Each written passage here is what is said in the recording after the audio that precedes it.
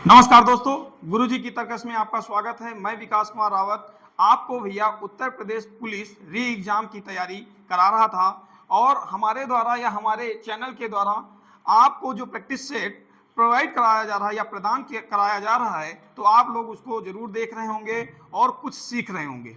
उसी को आगे बढ़ाते हुए आज जो हमारा प्रैक्टिस सेट है, इससे बहुत ही क्वेश्चन आने की ज़्यादा उम्मीद है आपके पेपर उत्तर प्रदेश री एग्जाम में। तो आप लोग इसको देखिएगा और इसको शेयर और लाइक जरूर करिएगा हमारे चैनल गुरुजी तर्कस को भैया। ठीक है, आगे देखते हैं। ये target UP police re exam अगस्त 2024 का जो पेपर होने वाला है 23 अगस्त को, उसी को ध्यान में रखते हुए ये प्रैक्टिस सेट लाया जा रहा है। आप लोग निःशुल्क तैयारी कर सकते हैं गुरुजी तर्कस चैनल से जुड़कर। तो ये पहला क्वेश्चन आपके सामने है भैया। पहला क्वेश्चन आपके सामने है भैया, भारतीय संविधान के अनुसार अनुच्छेद 14 से 18 निम्नलिखित में से किस अधिकार से संबंधित है भैया। पहला है, भारतीय संविधान के अनुसार अनुच्छेद 14 से 18 निम्नलिखित में से किस अधिकार से संबंधित है। पहला ऑप्शन है आपका संवैधानिक उपचारों का अधिकार, बी ऑप्शन है भैया शोषण के विरुद्ध अधिकार, सी ऑप्शन है समता का अधिकार, डी है भैया धर्म की स्वतंत्रता का अधिकार। तो आप लोग अपने जो आंसर हैं कमेंट बॉक्स में जरूर करते रहिएगा, जिससे मुझे भी पता चल सके कि बच्चों ने जो क्लिक किया है ऑप्शन वो सही है कि गलत भैया। ठीक है, तो इसके बारे में आप चर्चा करिएगा कि भारतीय संविधान के अनुसार अनुच्छेद 14 से 18 निम्नलिखित में से किस अधिकार से संबंधित है। तो आप लोगों को पता ही होगा भैया कि जो मौलिक अधिकार हैं, ये मौलिक अधिकार कहां से लिए गए हैं भैया। मौलिक अधिकार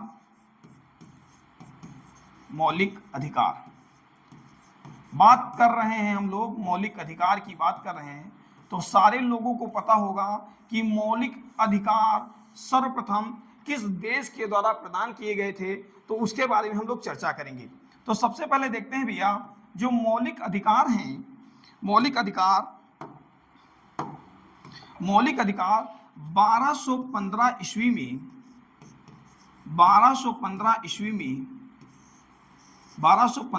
में ब्रिटेन के महाराजा, कहाँ के महाराजा भैया, ब्रिटेन के महाराजा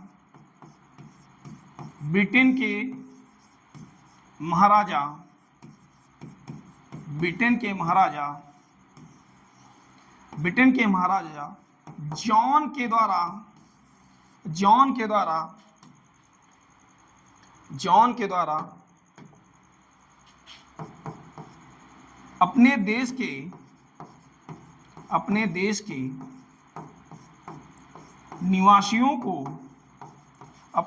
के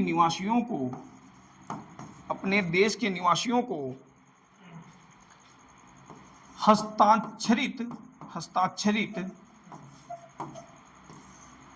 अधिकार पत्र के द्वारा प्रदान किए गए थे भैया। इसके द्वारा प्रदान किए गए थे। तो मौलिक अधिकार सर्वप्रथम भैया 1215 ईस्वी में ब्रिटेन के महाराजा जॉन के द्वारा अपने देश के निवासियों को हस्ताक्षरित अधिकार पत्र के द्वारा प्रदान किए गए थे। इस हस्ताक्षरित अधिकार पत्र को भैया हम लोग मैग्ना कार्टा के नाम से जानते हैं। किसके नाम से जानते हैं भैया, मैग्ना कार्टा के नाम से जानते हैं। किसके नाम से जानते हैं, मैग्ना कार्टा के नाम से जानते हैं। तो ये रहा कुछ छोटा सा मौलिक अधिकार का इतिहास। तो आप लोग याद रखिएगा कि मौलिक अधिकार सर्वप्रथम किसके द्वारा प्रदान किए गए थे। तो मौलिक अधिकार जो थे भैया, ये जॉन के द्वारा, ब्रिटिश महाराज थे या ब्रिटेन के महाराज थे, जॉन के द्वारा प्रदान किए गए थे अपने निवासियों को। ठीक है, कब प्रदान किए गए थे भैया, तो 1215 ईस्वी में प्रदान किए गए थे। अब हम लोग चर्चा करेंगे भैया, हम लोग चर्चा करते हैं भारत के संविधान में मूल अधिकार। भारत के संविधान में मूल अधिकार,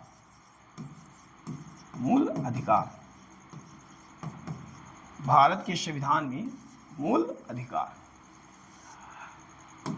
भारत के संविधान में जो मूल अधिकार लिए गए हैं वो किस देश से लिए गए हैं। तो भारत में जो मूल अधिकार लिए गए हैं, भारत के संविधान में जो मूल अधिकार लिए गए हैं भैया, वो अमेरिका देश से लिए गए हैं। किस देश से लिए गए हैं? अमेरिका देश से लिए गए हैं। और इनका जो उल्लेख किया गया है मौलिक अधिकार का या मूल अधिकार का जो उल्लेख किया गया है भैया, मूल अधिकार का जो उल्लेख है, मूल अधिकार का उल्लेख संविधान के भाग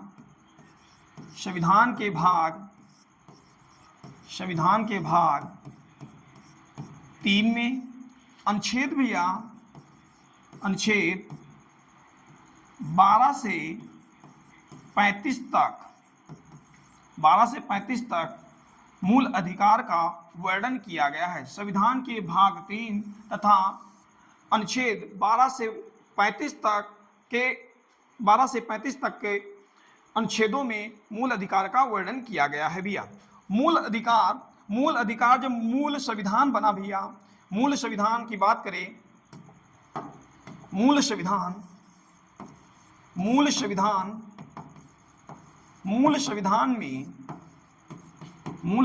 में मौलिक अधिकारों की संख्या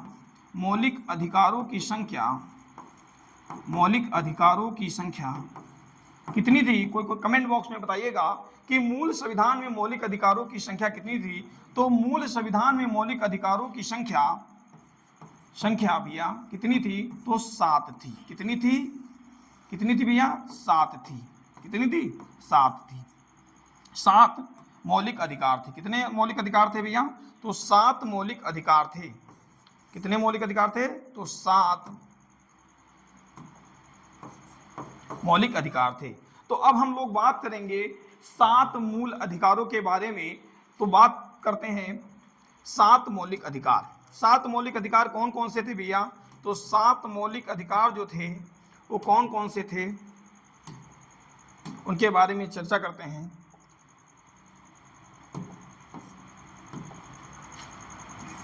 मौलिक अधिकार, मूल संविधान में कितने मौलिक अधिकार थे? तो मूल संविधान में 7 मौलिक अधिकार थे। इसमें से पहला है भैया, पहला है आपका कौन सा? तो पहला आपका है समानता का अधिकार। कौन सा भैया? समानता का अधिकार। कौन सा है? समानता का अधिकार भैया।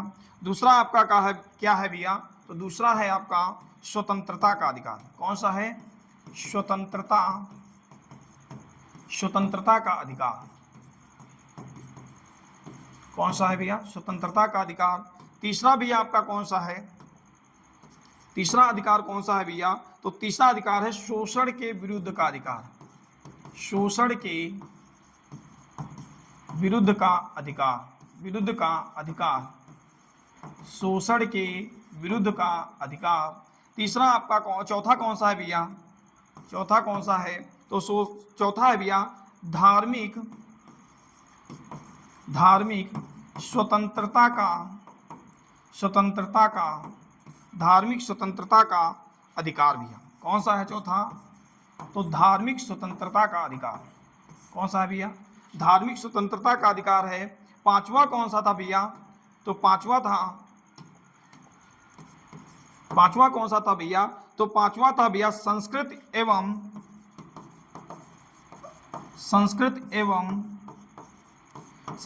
एवं शिक्षा संबंधी अधिकार। संस्कृत एवं शिक्षा संबंधी अधिकार। और छठा कौन सा था भैया? तो छठा था आपका, सारे लोगों को पता ही होगा छठा कौन सा था। तो छठा था भैया संपत्ति का अधिकार। कौन सा अधिकार? संपत्ति का अधिकार। और सातवां कौन सा था भैया? तो सातवां अधिकार था संवैधानिक उपचारों का अधिकार। कौन सा भैया? संवैधानिक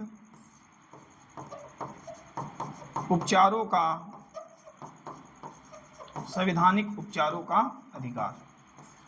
तो बात करते हैं कि मौलिक अधिकार भैया, तो मौलिक अधिकार जो थे, जो मौलिक अधिकार थे आपके, ये मूल संविधान में कितने थे भैया? तो मौलिक अधिकार जो मूल संविधान में थे भैया, टोटल कितनी इनकी संख्या थी? 7 थी। तो समानता का अधिकार जो है, ये समानता का अधिकार किस अनुच्छेद से शुरू होता है भैया? तो जो समानता का अधिकार है, ये समानता का अधिकार जो है ये अनुच्छेद 14 से 18 तक इसका उल्लेख किया गया है। अनुच्छेद 14 से 18 तक इसका उल्लेख किया गया है। स्वतंत्रता का अधिकार का उल्लेख कहाँ से किया गया है भैया? तो स्वतंत्रता का अधिकार का उल्लेख भैया ये कहाँ से किया गया है? तो 19 से अनुच्छेद 19 से 22 तक किया गया है। फिर भैया शोषण के विरुद्ध के अधिकार का वर्णन कहाँ से किया गया है भैया? शोषण के विरुद्ध का अधिकार, तो इसका भैया अनुच्छेद 23 से 24 तक किया गया है। 23 से 24 तक वर्णन किया गया है। 23 से 24 तक वर्णन किया गया है। इसके बाद है आपका धार्मिक स्वतंत्रता का अधिकार भैया। तो धार्मिक स्वतंत्रता का जो अधिकार है, इसका वर्णन संविधान के अनुच्छेद 25 से 28 तक किया गया है। 25 से 28 तक किया गया है। इसके बाद है भैया आपका कौन सा अनुच्छेद है? इसके बाद है भैया संस्कृत एवं शिक्षा संबंधी अधिकार। तो इसका उल्लेख जो है संविधान के अनुच्छेद 29 से 30 तक किया गया है। कहाँ तक किया भैया? 29 से 30 तक किया गया है। और इसके बाद जो था मूल संविधान में एक और अधिकार था जिसका नाम है संपत्ति का अधिकार। इसका उल्लेख अनुच्छेद 31 में किया गया है। किसमें किया गया था भैया? अनुच्छेद 31 में किया गया था। और संवैधानिक उपचारों के अधिकार का वर्णन किसमें किया गया है भैया? तो संवैधानिक उपचारों का अधिकार का जो वर्णन है भैया ये अनुच्छेद 32 में किया गया है। किसमें किया गया है? अनुच्छेद 32 में किया गया। किसमें किया गया है? 32 में किया गया। तो मौलिक अधिकारों की संख्या मूल संविधान में 7 थी। पहला था समानता का अधिकार, दूसरा है स्वतंत्रता का अधिकार, तीसरा है शोषण के विरुद्ध का अधिकार, चौथा है धार्मिक स्वतंत्रता का अधिकार, पांचवा है संस्कृत एवं शिक्षा संबंधी अधिकार, छठा है भैया संपत्ति का अधिकार और सातवां है संवैधानिक उपचारों का अधिकार। लेकिन होता क्या है कि 44वां संविधान संशोधन 1978 के तहत मूल संविधान में से एक अधिकार को हटाकर, यानी कौन से अधिकार को हटाकर भैया? तो संपत्ति के अधिकार को हटाकर इसे विधिक अधिकार बना दिया गया। कौन सा अधिकार बना दिया गया भैया? अनुच्छेद 31 को हटाकर इसे विधिक अधिकार बना दिया गया और इसे 300 के काम में शामिल कर दिया गया। तो ये भी पॉइंट नोट करिएगा, ऐड कर लीजिएगा। जो मैं बोल रहा हूं भैया आप कम से कम पेन कॉपी लेकर बैठा कीजिए। जो मैं बोल रहा हूं उसको नोट डाउन जरूर करते रहेंगे और हो सकता है कि आज जो मैं बोल रहा हूं वहां से ही क्वेश्चन बन जाए। ठीक है, तो आप लोग नोट जरूर करेंगे और नोट करते आप लोग चीजों को पढ़ेंगे। तो बात करते हैं हम, हमारा एक अधिकार था संपत्ति का अधिकार। कौन सा अधिकार? संपत्ति का अधिकार। संपत्ति का अधिकार, संपत्ति का अधिकार। संपत्ति का अधिकार का वर्णन जो है अनुच्छेद 31 में किया गया था भैया। और मूल संविधान से इसे कब हटाया गया? तो मूल संविधान से इसे भैया 44वां संविधान संशोधन, कौन सा भैया? 44वां संविधान संशोधन, 44वां संविधान संशोधन 1978 के तहत इसको हटाकर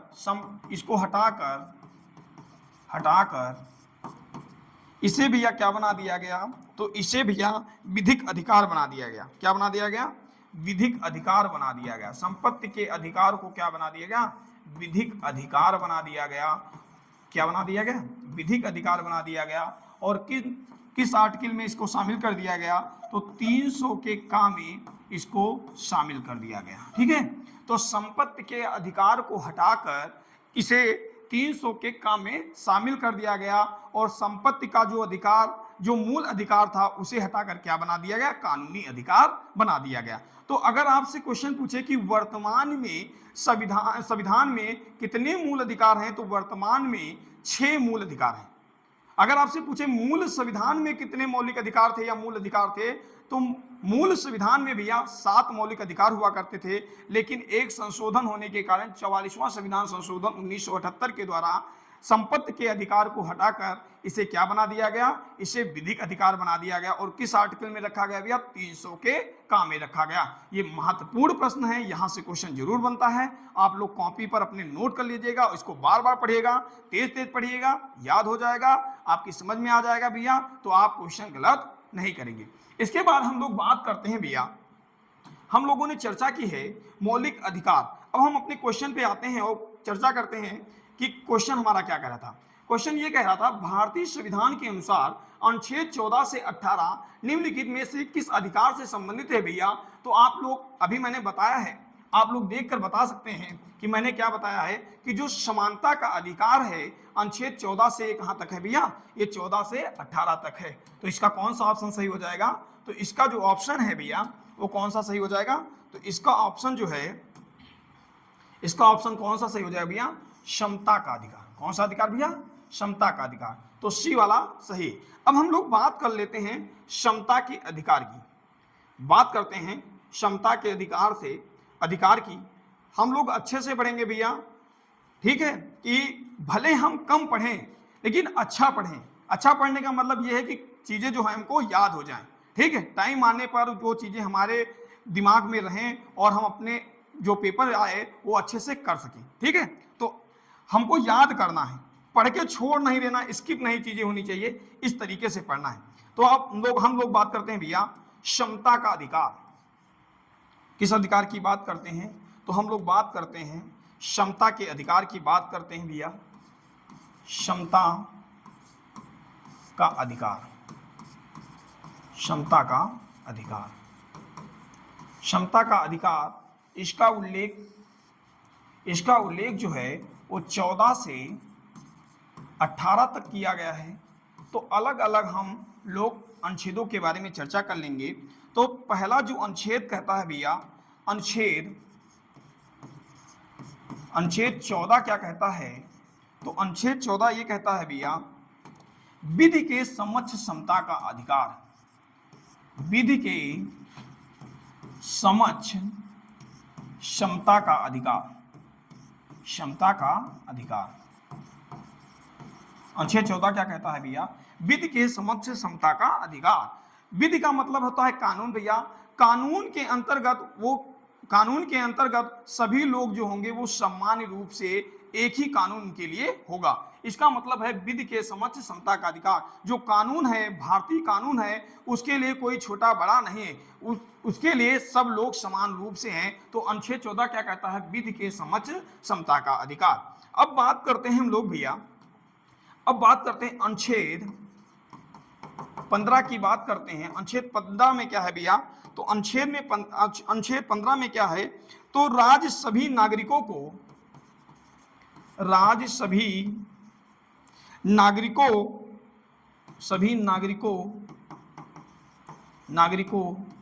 के विरुद्ध राज्य सभी नागरिकों के विरुद्ध मात्र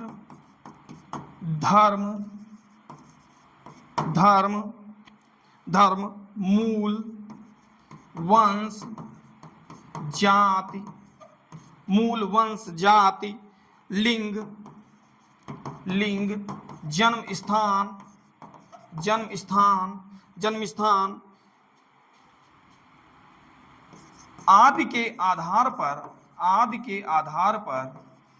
आदि के आधार पर विभेद नहीं करेगा। विभेद नहीं करेगा मतलब करेगा। ये बहुत महत्वपूर्ण पॉइंट है भैया कि राज्य सभी नागरिकों के विरुद्ध धर्म, मूल, वंश, जाति, लिंग, जन्म स्थान आदि के आधार पर कोई भेदभाव नहीं करेगा। कोई भी राज्य इस तरीके का भेदभाव नहीं करेगा कि कौन छोटा है कौन बड़ा है। भारत का जो संविधान है ये बहुत बड़ा संविधान है, सबसे बड़ा संविधान जो है वो भैया भारत का संविधान है। और भारत का संविधान जो है वो छोटे बड़े की बात नहीं करता है, सबको समान रूप से लेकर चलने की बात करता है। अब हम लोग बात करते हैं भैया अनुच्छेद 16। अब बात करते हैं अनुच्छेद 16 की बात करते हैं। तो अनुच्छेद 16 में बताया गया है भैया लोक नियोजन में अवसर की समानता। लोक नियोजन में, लोक नियोजन का मतलब होता है भैया सरकारी नौकरियों में, लोक नियोजन में अवसर की समानता, अवसर की समानता की बात करता है। कौन सा आर्टिकल बात करता है? तो लोक नियोजन में अवसर की समानता की बात करता है अनुच्छेद 16। कौन सी बात करता है भैया? 16 आर्टिकल यही बात करता है लोक नियोजन में अवसर की समानता। अब बात करते हैं जो 16 का 4 है भैया, 16 के 4 के अंतर्गत क्या बताया गया भैया है? तो 16 के 4 के अंतर्गत ओबीसी के आरक्षण की बात की गई है। किसके आरक्षण की बात की गई है भैया? तो ओबीसी के आरक्षण की बात की गई है, ओबीसी के आरक्षण की बात की गई, आरक्षण की बात की गई, आरक्षण की बात की गई है, की गई है। ये हुआ अनुच्छेद 14 क्या कहता है? विधि के समक्ष समता का अधिकार दिया। अनुच्छेद 15 क्या कहता है? कि जो राज्य है वो सभी नागरिकों के विरुद्ध धर्म, मूल, वंश, जाति, लिंग, जन्म स्थान आदि के आधार पर विभेद नहीं करेगा। 16 क्या कहता है भैया? लोक नियोजन में अवसर की समानता। हमारा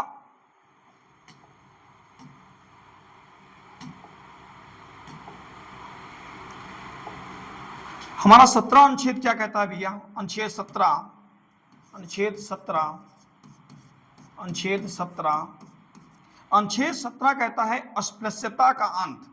किसका अंत भैया?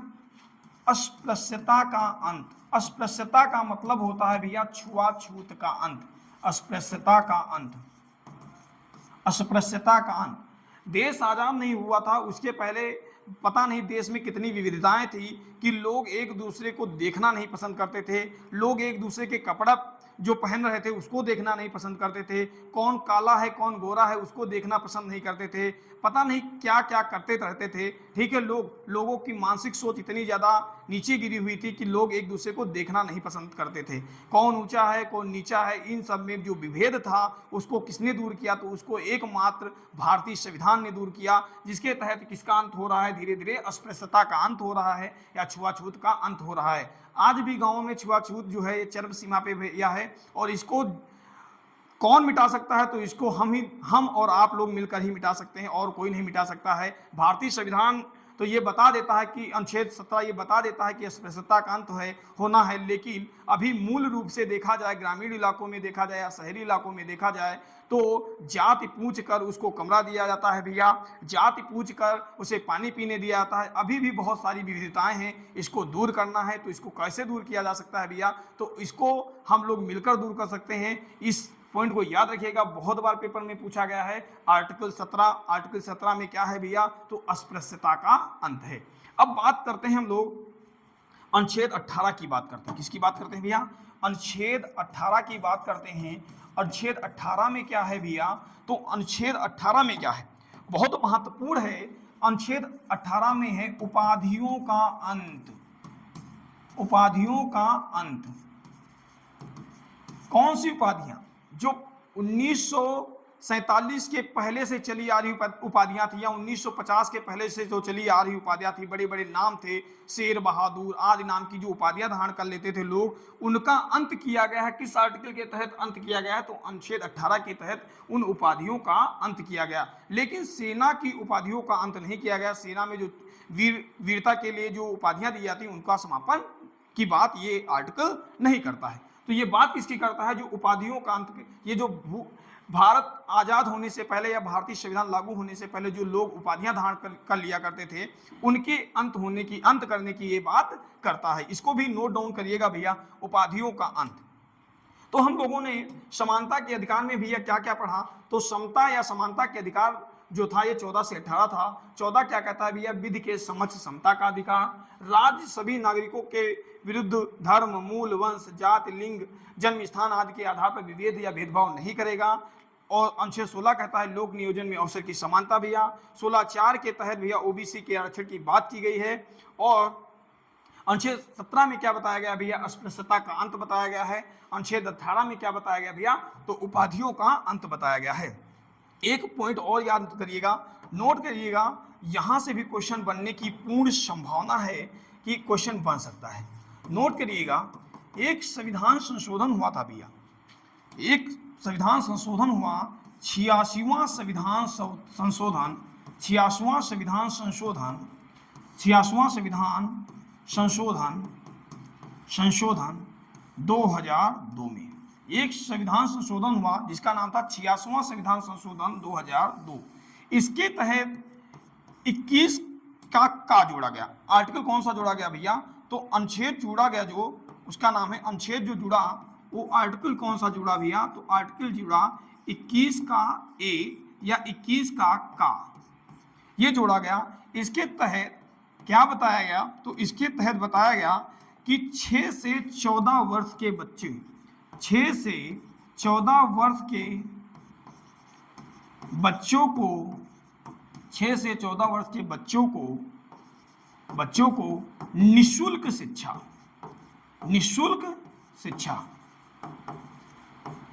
शिक्षा प्रदान करना ये राज्य का क्या होगा?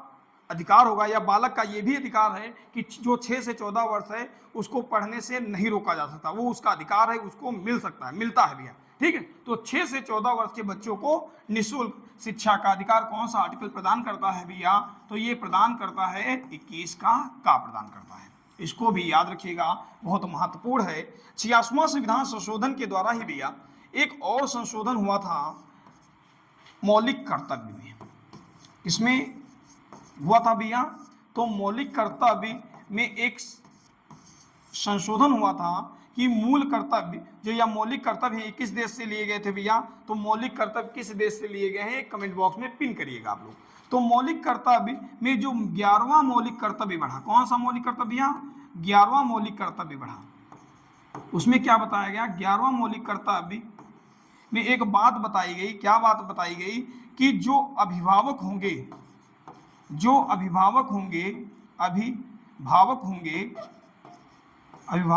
भैया,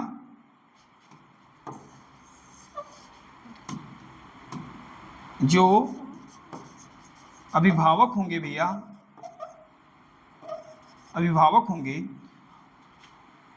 वे अपने बच्चों जिनकी उम्र 6 से 14 वर्ष तक की है, 6 से 14 वर्ष तक की है,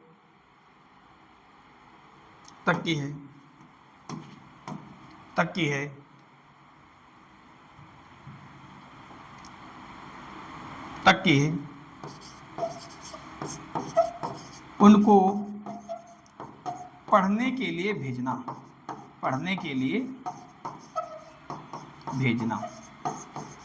ये कौन सा आर्टिकल कहता है भैया?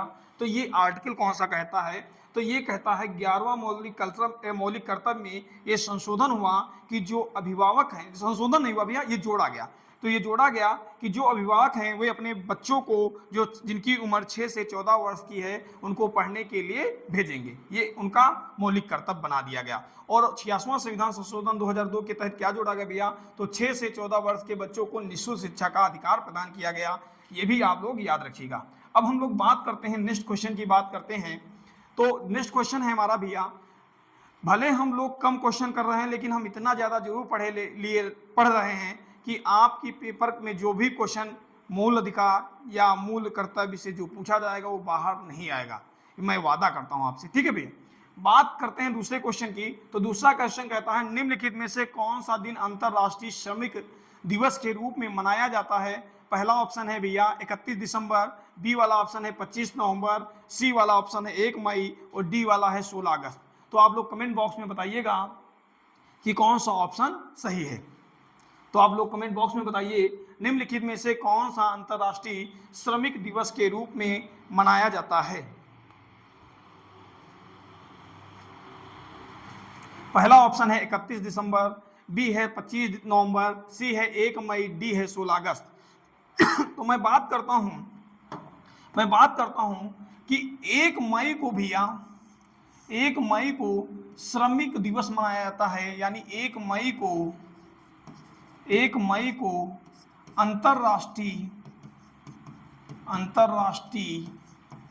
अंतर्राष्ट्रीय श्रमिक दिवस मनाया था। महत्वपूर्ण पॉइंट है, क्वेश्चन है 1 मई को क्या मनाया जाता है भैया? तो 1 मई को अंतर्राष्ट्रीय श्रमिक दिवस मनाया जाता है। दूसरा भैया, दूसरा याद रखिएगा, 1 मई को श्रमिक दिवस मनाया जाता है। 3 मई को विश्व प्रेस स्वतंत्रता दिवस मनाया जाता है। विश्व प्रेस स्वतंत्रता दिवस मनाया जाता है। विश्व प्रेस स्वतंत्रता दिवस कब मनाया जाता है भैया? तो 3 मई को विश्व प्रेस स्वतंत्रता दिवस मनाया जाता है। 3 मई को ही एक और दिवस मनाया जाता है भैया। 3 मई को क्या मनाया जाता है? और तो 3 मई को क्या मनाया जाता है भैया? तो अंतरराष्ट्रीय तेंदुआ दिवस मनाया जाता है। कौन सा दिवस मनाया जाता है? अंतरराष्ट्रीय तेंदुआ दिवस मनाया जाता है। कौन सा दिवस मनाया जाता है? अंतरराष्ट्रीय तेंदुआ दिवस। कौन सा दिवस मनाया जाता है भैया?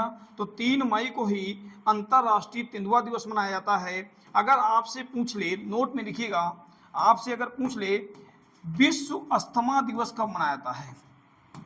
विश्व अस्थमा दिवस, तो विश्व अस्थमा दिवस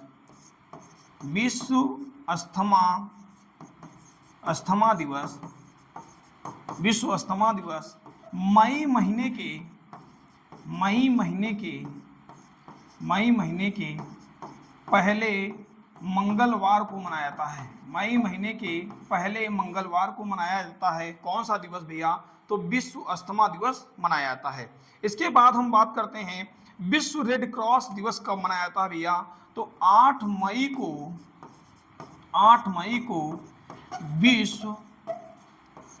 विश्व रेड क्रॉस दिवस मनाया जाता है। कौन सा दिवस मनाया जाता है? तो विश्व रेड क्रॉस दिवस मनाया जाता है।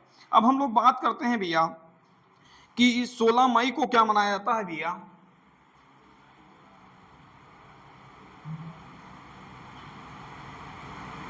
नोट करते रहिएगा, इसमें आपका फायदा है भैया।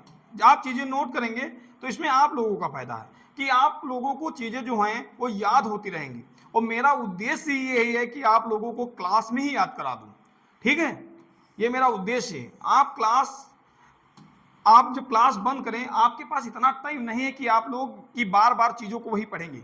आप लोग क्या करेंगे कि जो आप नोट बना रहे हैं उसको एक बार देखते रहेंगे और पढ़ते रहेंगे, तो जल्दी जल्दी पढ़ेंगे तो ये चीजें जो है आपकी ये याद होती रहेंगी। ठीक है भैया? आप लोग मेहनत करते रहिए, आपका पेपर जरूर निकलेगा।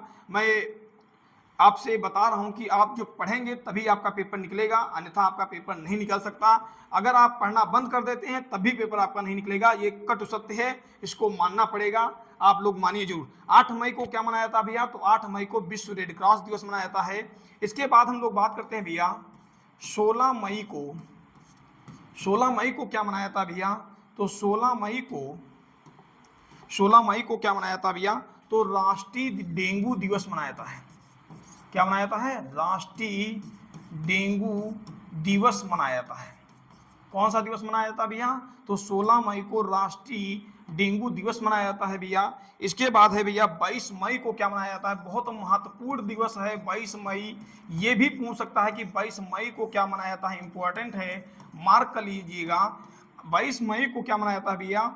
तो 22 मई को जैव विविधता दिवस मनाया जाता है। क्या मनाया जाता है भैया?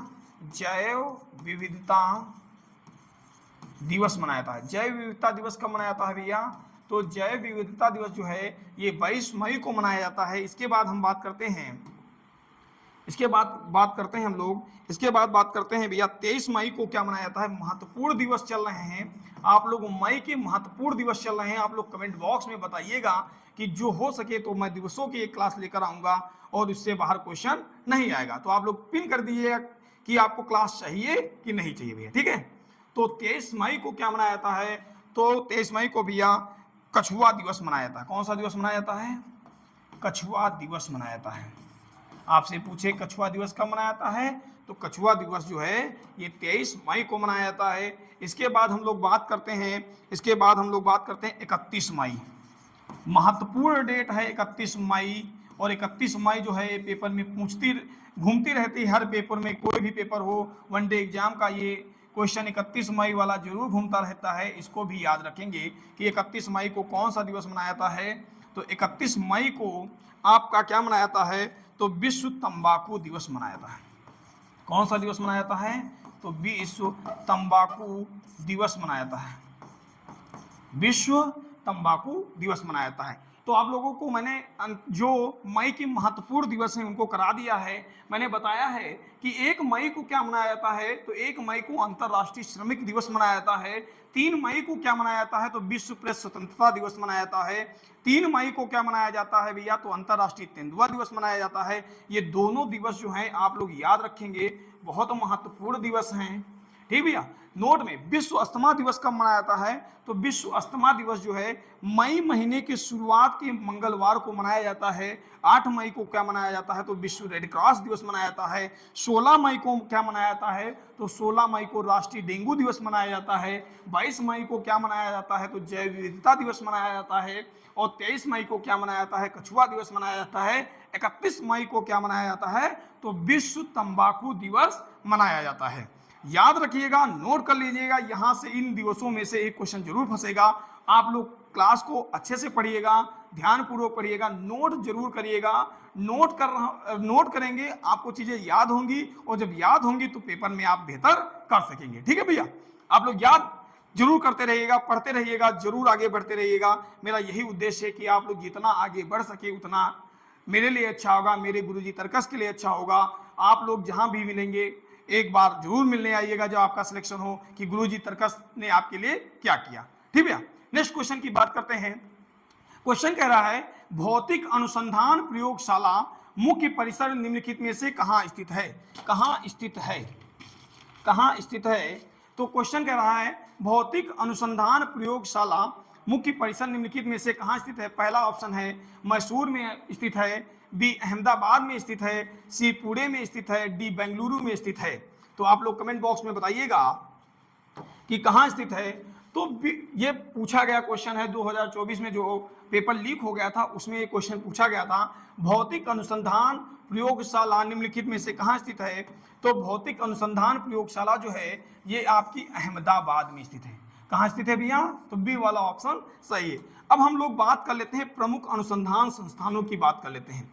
किसकी बात कर लेते हैं भैया, तो प्रमुख अनुसंधान संस्थानों की बात कर लेते हैं। आप लोग देखिएगा प्रमुख अनुसंधान संस्थान, प्रमुख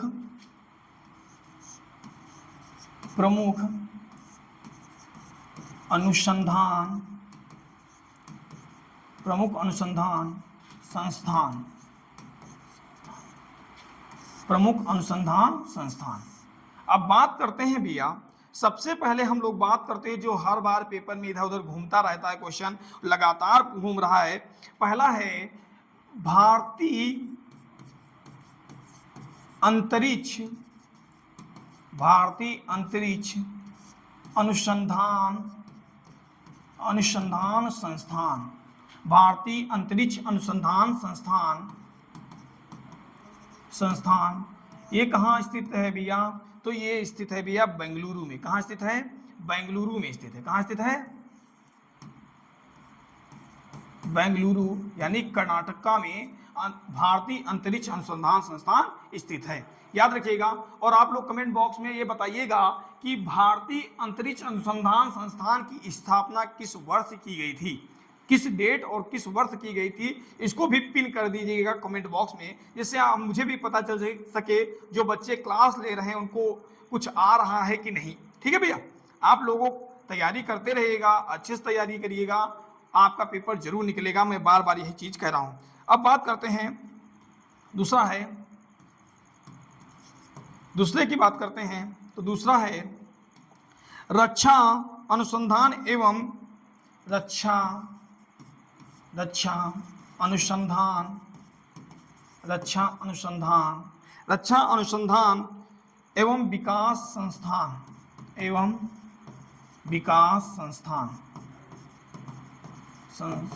ये कहाँ स्थित है भैया, तो रक्षा अनुसंधान एवं विकास संस्थान ये कहाँ स्थित है, तो ये आपका स्थित है, कहाँ स्थित है, तो ये आपका नई दिल्ली में स्थित है। कहाँ स्थित है, नई दिल्ली में स्थित है। इसकी स्थापना भी बताइएगा कि रक्षा अनुसंधान एवं विकास संस्थान की स्थापना कब हुई थी या किस वर्ष की गई थी। नेक्स्ट की बात करते हैं हम लोग, नेक्स्ट की बात करते हैं तो बात करते हैं केंद्रीय कांच तथा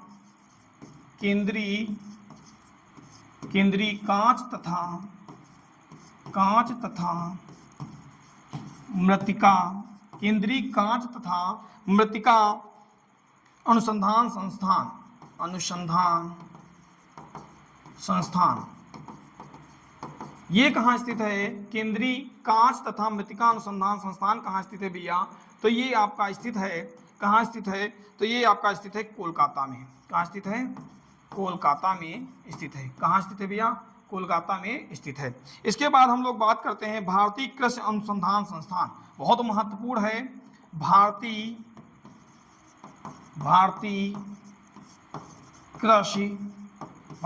कृषि अनुसंधान संस्थान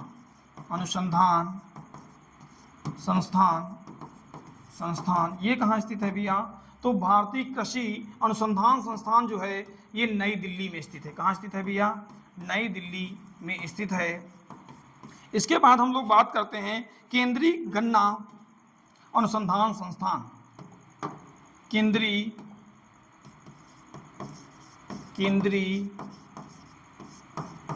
गन्ना अनुसंधान संस्थान ये कहाँ स्थित है? केंद्रीय गन्ना अनुसंधान संस्थान। तो केंद्रीय गन्ना अनुसंधान संस्थान जो स्थित है भैया ये कोयम्बटूर में स्थित है। कोयम्बटूर में स्थित है। कौन सा? केंद्रीय गन्ना अनुसंधान संस्थान। इसके बाद हम लोग बात करते हैं केंद्रीय तंबाकू अनुसंधान संस्थान। कौन सा अनुसंधान संस्थान भैया? तो केंद्रीय तंबाकू अनुसंधान संस्थान ये कहाँ स्थित है? तो केंद्रीय तंबाकू अनुसंधान संस्थान राजमुंद्री आंध्र प्रदेश में स्थित है। कहाँ स्थित है भैया? राजमुंद्री आंध्र प्रदेश में स्थित है। आंध्र प्रदेश में स्थित है। इसके बाद हम लोग बात करते हैं भैया केंद्रीय चावल अनुसंधान संस्थान। केंद्रीय नेक्स्ट पेज लेते हैं। केंद्रीय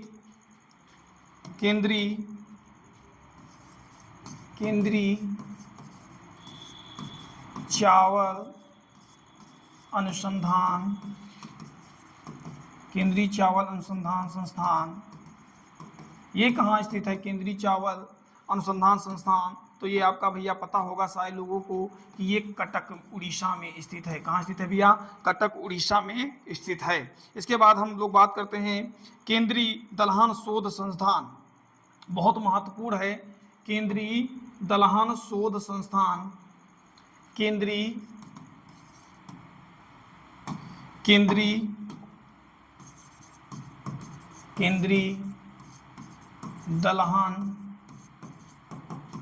दलहन शोध संस्थान ये कहाँ स्थित है? तो केंद्रीय दलहन शोध संस्थान जो भैया है ये आपका कहाँ स्थित है? तो ये कानपुर में स्थित है। कहाँ स्थित है भैया?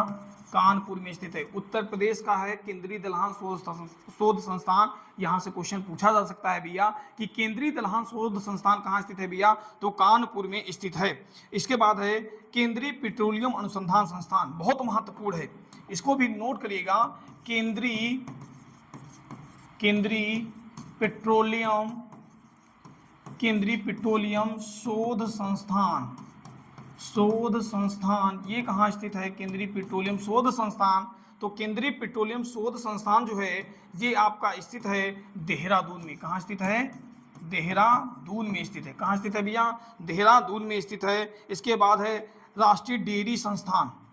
कौन सा है भैया? राष्ट्रीय 10 नंबर है राष्ट्रीय डेयरी संस्थान। सारे लोगों को पता होगा कि राष्ट्रीय डेयरी संस्थान कहाँ स्थित है। तो राष्ट्रीय डेयरी संस्थान जो है ये हरियाणा के करनाल में स्थित है। कहाँ स्थित है भैया? करनाल हरियाणा में स्थित है। कहाँ स्थित है?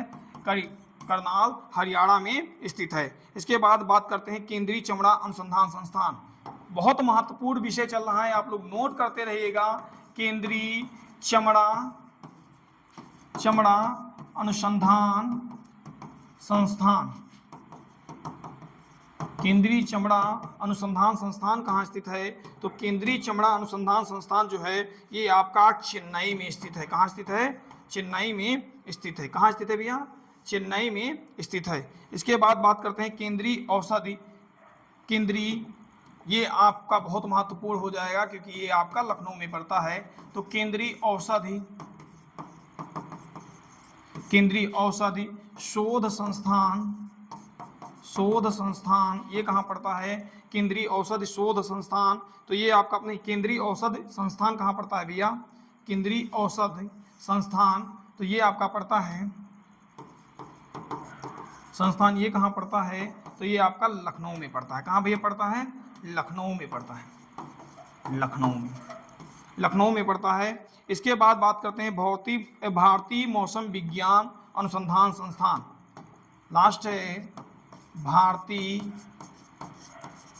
मौसम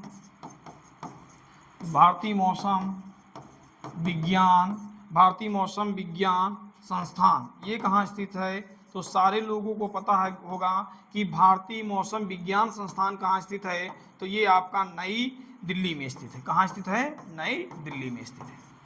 तो भैया बात हम लोग कर रहे थे अनुसंधान संस्थान की, तो हम लोगों ने प्रमुख अनुसंधान संस्थानों के बारे में पढ़ लिया है। यहाँ से भी क्वेश्चन जो है ये आपके पेपर में पूछे जाने की पूर्ण संभावना है। तो मैं उस टॉपिक को भी करा रहा हूँ जो पेपर में बार बार आए हैं, यानी ये प्रीवियस ईयर के क्वेश्चन है जो बार बार पेपरों में पूछे जाते हैं। कोई भी वनडे एग्जाम हो वहां पर ये क्वेश्चन पूछे जाते हैं, तो मैं उनकी प्रैक्टिस करा रहा हूं। आप लोग हो सकता है तो कॉपी पेन लेकर अपने नोटबुक में जरूर नोट कर रहे होंगे। मैं बात कर रहा था प्रमुख अनुसंधान संस्थान की, तो भारतीय अंतरिक्ष अनुसंधान संस्थान जो है ये आपका बेंगलुरु में स्थित है भैया। रक्षा अनुसंधान एवं विकास संस्थान जो है ये नई दिल्ली में स्थित है। तीसरा केंद्रीय कांच तथा मृत्तिका अनुसंधान संस्थान कोलकाता में है। भारतीय कृषि अनुसंधान संस्थान नई दिल्ली में है। केंद्रीय गन्ना अनुसंधान संस्थान कोयम्बटूर में है, बहुत महत्वपूर्ण है कोयम्बटूर केंद्रीय गन्ना अनुसंधान संस्थान। इसके बाद है केंद्रीय तंबाकू अनुसंधान संस्थान, ये भी महत्वपूर्ण है कि केंद्रीय तंबाकू अनुसंधान संस्थान कहाँ स्थित है भैया? तो राजमुंद्री आंध्र प्रदेश में स्थित है। इसके बाद बात करते हैं केंद्रीय चावल अनुसंधान संस्थान। तो केंद्रीय चावल अनुसंधान संस्थान जो है बच्चा ये कहाँ स्थित है? तो ये स्थित है कटक में। फिर बात करते हैं केंद्रीय दलहन शोध संस्थान। तो केंद्रीय दलहन शोध संस्थान जो है ये आपका कानपुर में स्थित है। फिर बात करते हैं हम लोग केंद्रीय पेट्रोलियम शोध संस्थान। तो केंद्रीय पेट्रोलियम शोध संस्थान जो है देहरादून में स्थित है। इसके बाद हम लोग बात करते हैं राष्ट्रीय डेयरी संस्थान। तो राष्ट्रीय डेयरी संस्थान जो है ये कहाँ स्थित है भैया? तो राष्ट्रीय डेयरी संस्थान करनाल हरियाणा में स्थित है। इसके बाद हम लोग बात करते हैं केंद्रीय औषधि संस्थान। तो केंद्रीय औषध संस्थान जो है ये लखनऊ में स्थित है। बात करते हैं केंद्रीय चमड़ा अनुसंधान संस्थान। तो केंद्रीय चमड़ा अनुसंधान संस्थान ये कहाँ स्थित है? तो ये चेन्नई में स्थित है। इसके बाद हम लोग बात करते हैं कि भारतीय मौसम विज्ञान संस्थान कहाँ स्थित है? तो भारतीय मौसम विज्ञान अनुसंधान संस्थान जो है ये आपका नई दिल्ली में स्थित है। आशा करता हूं जो मैं अनुसंधान संस्थान कराया हुआ हूं आप लोग नोट कर लिए होंगे और इसको अच्छे से पढ़ेंगे भैया, ठीक है। रिवीजन के रूप में इनको आप लोग अच्छे से पढ़ेंगे, ठीक है। अब बात करते हैं बहुत महत्वपूर्ण क्वेश्चन। पेपर में हर बार जो 4 पेपर हुए थे उत्तर प्रदेश पुलिस के यूपीपी के, या जो 2023 का यूपीपी का पेपर 2024 का जो यूपीपी का पेपर हुआ था उसमें यहाँ से क्वेश्चन ना पूछा जाए तो ऐसा हो ही नहीं सकता है। बहुत महत्वपूर्ण पॉइंट है, इसको अच्छे से पढ़ेंगे, ध्यानपूर्वक पढ़ेंगे। कह रहा है उत्तर प्रदेश में वुमेन या वुमेन पावर लाइन के लिए संपर्क नंबर क्या है? पहला है 1044 है, बी है 1014 है, सी 105 है, डी 1090 है। तो आप लोगों को पता होगा कि कौन सा है भैया। तो महिला हेल्पलाइन नंबर जो है आपका, तो जो महिला हेल्पलाइन नंबर है वो कौन सा है भैया? तो महिला हेल्पलाइन नंबर जो है ये 1090 है। कौन सा है भैया? महिला हेल्पलाइन नंबर कौन सा है? 1090 है। कौन सा है? 1090 है। अब हम लोग बात कर लेते हैं कुछ हेल्पलाइन नंबर की। हेल्पलाइन नंबर की बात कर लेते हैं। कुछ हेल्पलाइन नंबर यहाँ से जरूर पेपर में आएगा। आप लोग नोट जरूर करेंगे। मैं ये वादा करता हूँ कि जो मैं लिखा रहा हूँ, जो मैं पढ़ा रहा हूँ, यहाँ से क्वेश्चन जरूर पूछेंगे, ठीक, पूछे जाएंगे भैया। बात करते हैं, पहला है हेल्पलाइन नंबर भैया पुलिस सहायता, पुलिस सहायता, पुलिस सहायता। पहले जो पुलिस सहायता नंबर हुआ करता था वो 100 नंबर हुआ करता था, और अब जो पुलिस सहायता वाला नंबर है भैया वो कितना हो गया है, तो अब जो है पुलिस सहायता नंबर वो कितना है भैया, तो 112 हो गया। कितना हो गया है, 112, 112। इसके बाद दूसरा है एम्बुलेंस, एम्बुलेंस सहायता। एम्बुलेंस सहायता नंबर कितना है भैया, तो एम्बुलेंस सहायता नंबर जो है आपका 108 है। कितना है भैया, 108 है। 108 क्या है, ये एम्बुलेंस सहायता है। फिर बात करते हैं साइबर क्राइम, ये भी क्वेश्चन पूछा गया था जो मैं लिखा रहा हूं। साइबर क्राइम सहायता, साइबर क्राइम सहायता, इसके लिए कौन सा नंबर है भैया, तो साइबर क्राइम सहायता के लिए जो नंबर था वो कितना था भैया, तो साइबर क्राइम के लिए 1930। कौन सा नंबर था भैया, 1930। वन विभाग सहायता, ये भी पॉइंट लिखिएगा, नंबर 4, वन विभाग सहायता। वन विभाग सहायता कितने नंबर पे है भैया, तो वन विभाग जो सहायता नंबर है या हेल्पलाइन नंबर है वो कितना है, तो वो नंबर है भैया 1926। कितना है, 1926। नेक्स्ट की बात करते हैं हम लोग,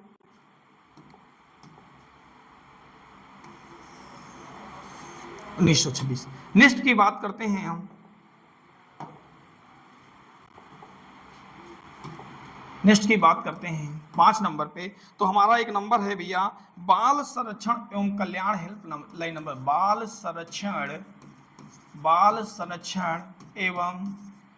संरक्षण एवं कल्याण हेल्पलाइन नंबर, कल्याण सहायता। ये भी क्वेश्चन पूछा गया था, यूपीपी का जो पेपर हुआ था हाल ही में, उसमें ये क्वेश्चन पूछा गया था। तो इसका कितना नंबर था भैया, तो इसका नंबर है बाल सहायता, तो इसका है 1098। कितना है भैया, 1098।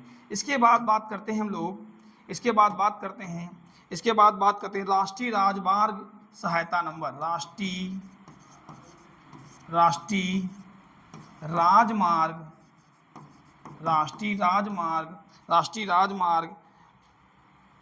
पर आपातकालीन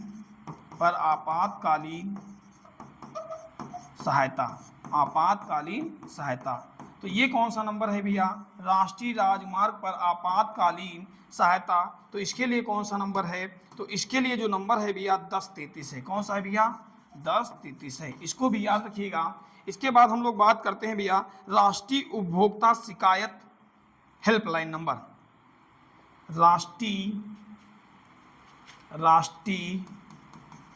उपभोक्ता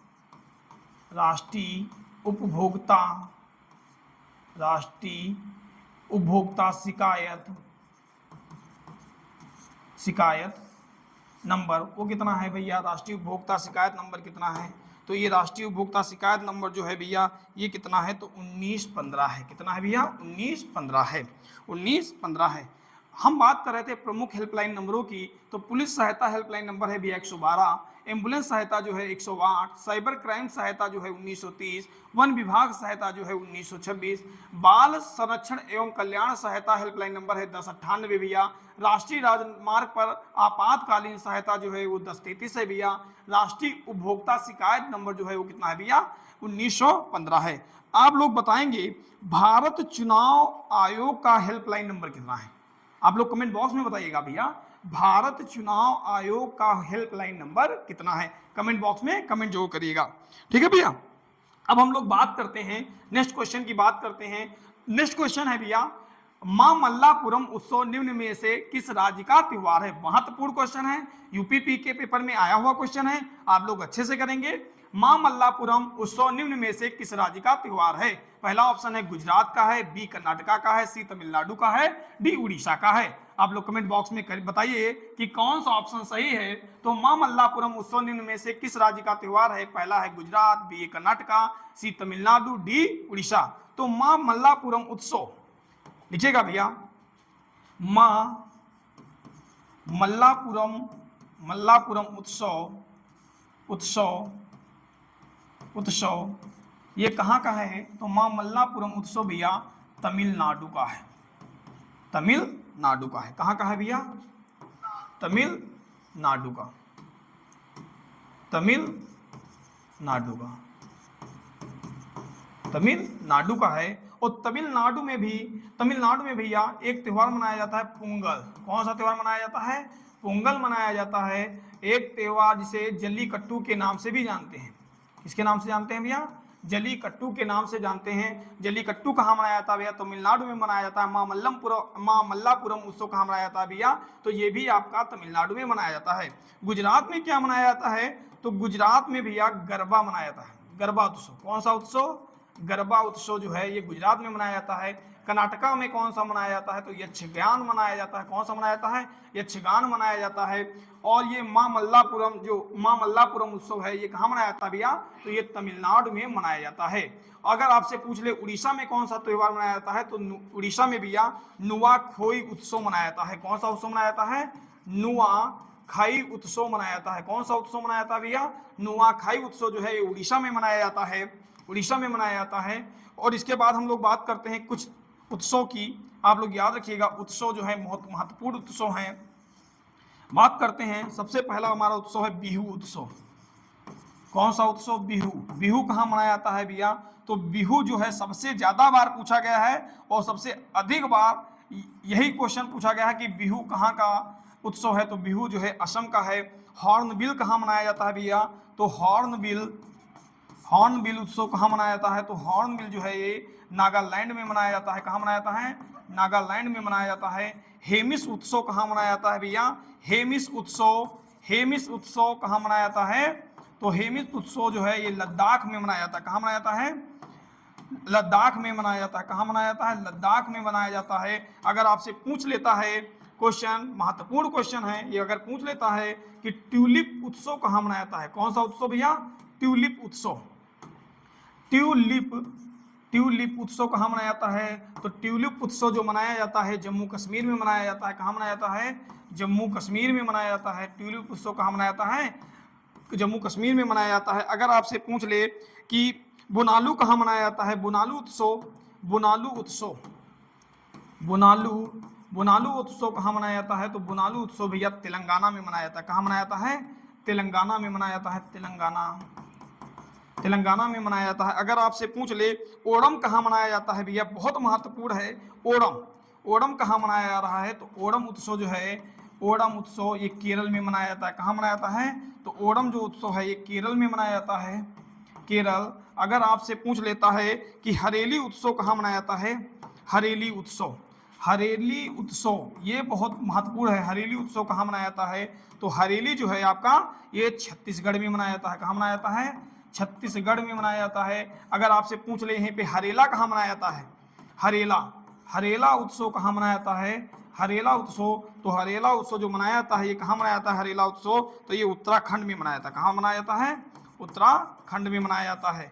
उत्तराखंड में क्या मनाया जाता है? हरेला मनाया जाता है। सरहुल महोत्सव कहाँ मनाया जाता है? बहुत महत्वपूर्ण उत्सव है सरहुल महोत्सव। सरहुल